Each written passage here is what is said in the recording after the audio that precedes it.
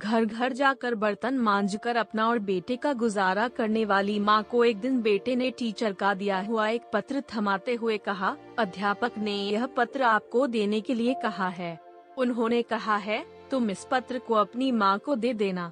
उसकी मां ने जैसे ही वह पत्र पढ़ा वह मन ही मन मुस्कुराने लगी। माँ को मुस्कुराता देख बेटे ने खुशी का कारण पूछा, जिस पर माँ ने बड़े प्यार से बेटे के सिर पर अपनी ममता का हाथ फेरते हुए कहा, बेटा इसमें लिखा है कि आपका बेटा कक्षा में सबसे होशियार है। हमारे पास ऐसे अध्यापक नहीं हैं जो आपके बच्चे को पढ़ा सकें, इसलिए आप इसका एडमिशन किसी और स्कूल में करवा दीजिए। लड़का यह सुनकर बहुत खुश हो गया और मन लगाकर पढ़ने लगा। माँ ने बेटे का एडमिशन दूसरे स्कूल में करवा दिया। उस बच्चे ने खूब मन लगाकर पढ़ाई की और आगे चलकर अपनी मेहनत के दम पर महान वैज्ञानिक एल्बर्ट आइंस्टाइन बने। वक्त गुजरता गया और एक दिन महान वैज्ञानिक एल्बर्ट आइंस्टाइन की माँ का भी निधन हो गया। माँ की मृत्यु के बाद जब एक दिन आइंस्टाइन ने माँ की अलमारी खोली तो पाया उसमें उनके टीचर का लिखा हुआ वही पत्र था जो उन्होंने कभी उस छोटे से बच्चे को उसकी माँ को देने के लिए कहा था।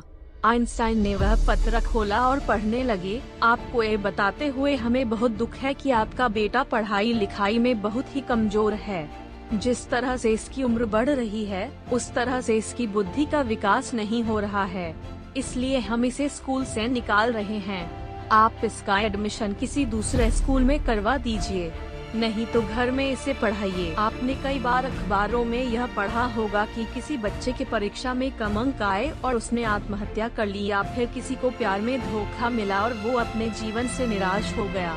लेकिन जिस प्रकार पत्र पढ़कर आइंस्टाइन की मां ने अपने बेटे की सोच बदल दी, ठीक उसी प्रकार आप भी जीवन में मिलने वाली कठिनाइयों का हिम्मत से सामना करते हुए अपनी सोच बदलकर अपने लक्ष्य को प्राप्त कर सकते हैं। इससे हमें ये सीख मिलती है कि खुद के बारे में हमेशा अच्छा और पॉजिटिव सोचें। आपकी सफलता में आपकी सोच का बहुत बड़ा हाथ होता है।